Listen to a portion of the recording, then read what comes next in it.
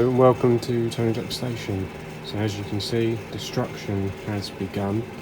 I'm doing this, as I explained in my last video, to create my new layout. So as you can see, it's coming up relatively well so far. I've done sort of what was the main sort of station area and the point work there.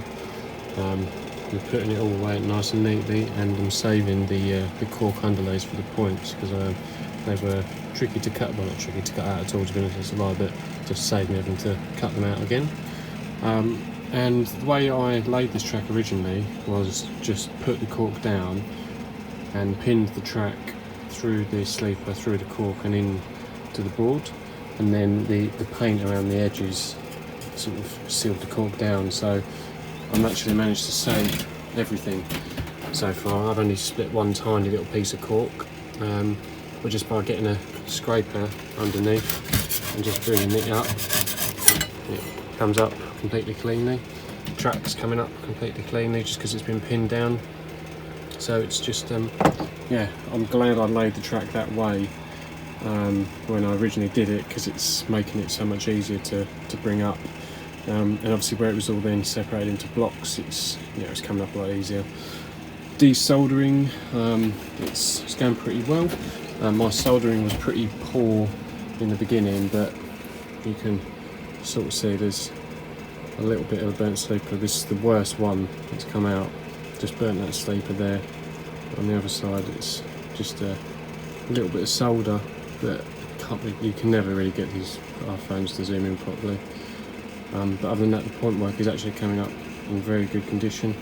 The actual mechanisms are still clicking, so it's all still intact. But as I say, that was the worst one. And if I bring one of these that I've sort of pre-packaged, you can see it's got a little bit of glue from where I put the point motor on, but the actual condition of it has come up really well.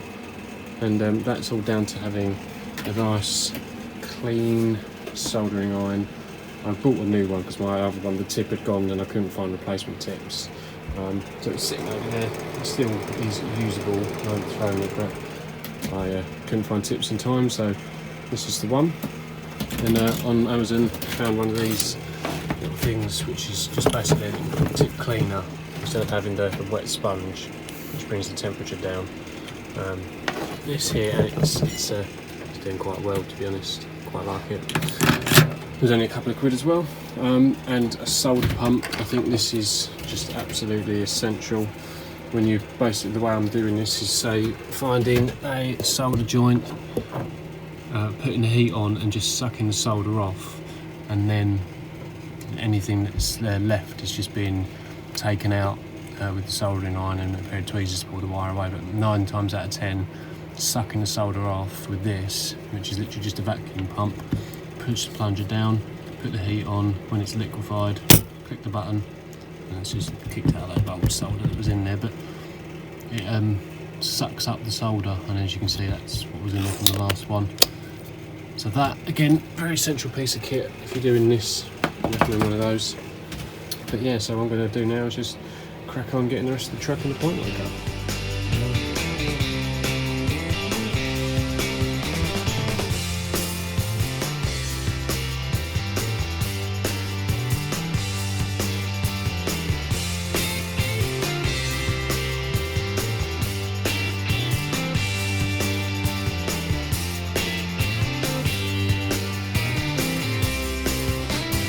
Okay, so I'll quickly just show you in real time exactly how long it's been taking me to do this. So I'll start with this line here and just get this up. Right, I've got a little dead piece of track here, so let's just get rid of this to begin with. It was where it was cut off into blocks. Save the rail joiners. Again, trying to preserve as much of this as I can.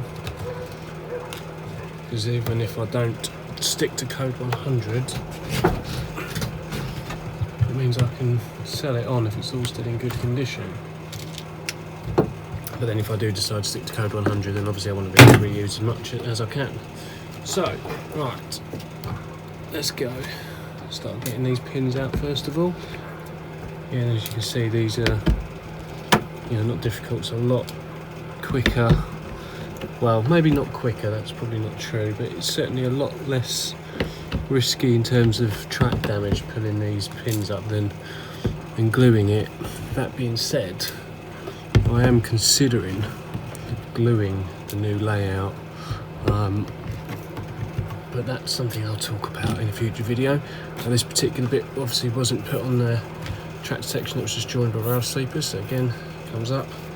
I'm putting the track into roughly the same lengths. And then up and again, see this cork comes up nice and easily, no problem at all.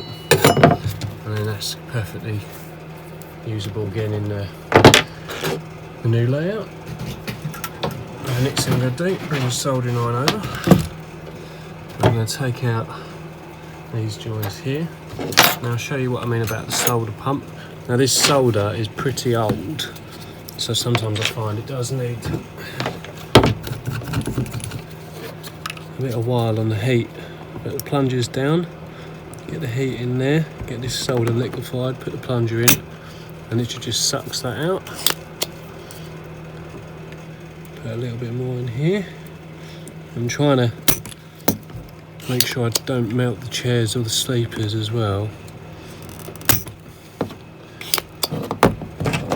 Now basically means that when I pull this out, there shouldn't be too much solder left on the rail.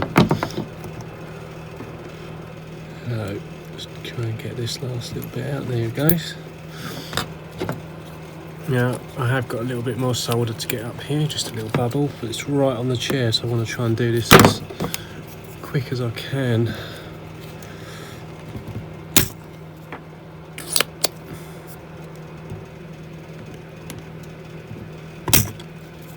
There we go. Right, that's one side. Just do the other. Again, I apologise if you can't see this. It's a difficult angle here. It's my shaky hands.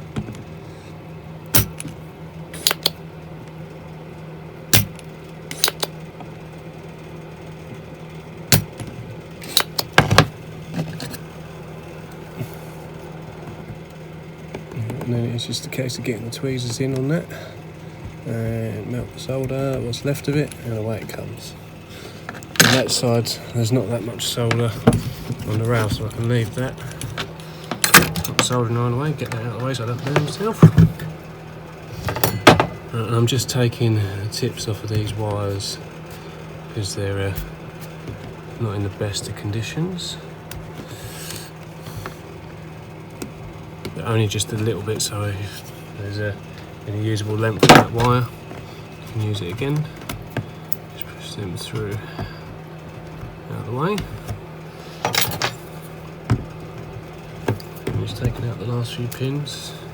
Now I desoldered it with the pins in around that area, just basically to hold it firm.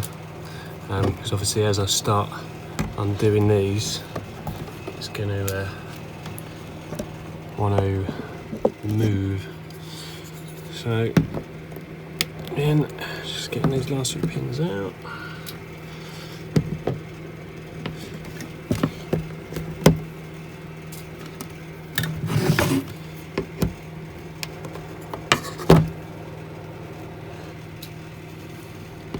And this is where perhaps soldering underneath the rails is a better idea. And again, this is one of the things that I've learnt since building the layout that I didn't know before. That track just comes away. Just hiding up the ends here so I know you can't see me at the moment.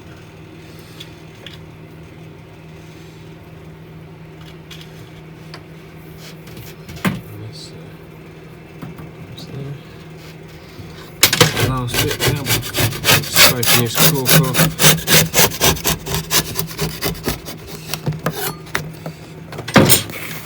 And get away that comes. So a few minutes to get that away, but I haven't damaged anything in doing so.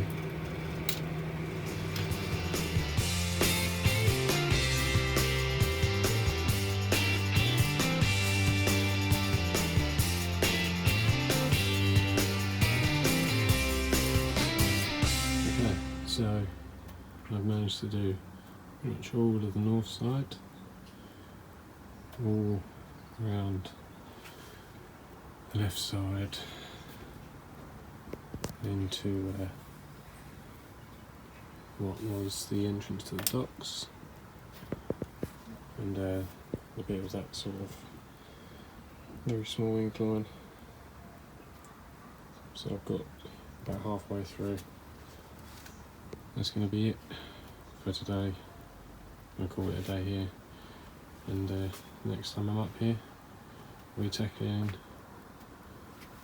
those corners, 4 points, the ballast, and these last 3 points here.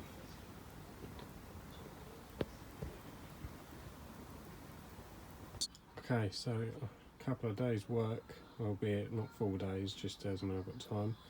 Finally got all the track up and all the points and all the cork and some of the wiring. A lot of it's still underneath, but that's just the loose positives for the block detection and a couple of other points that I found as well.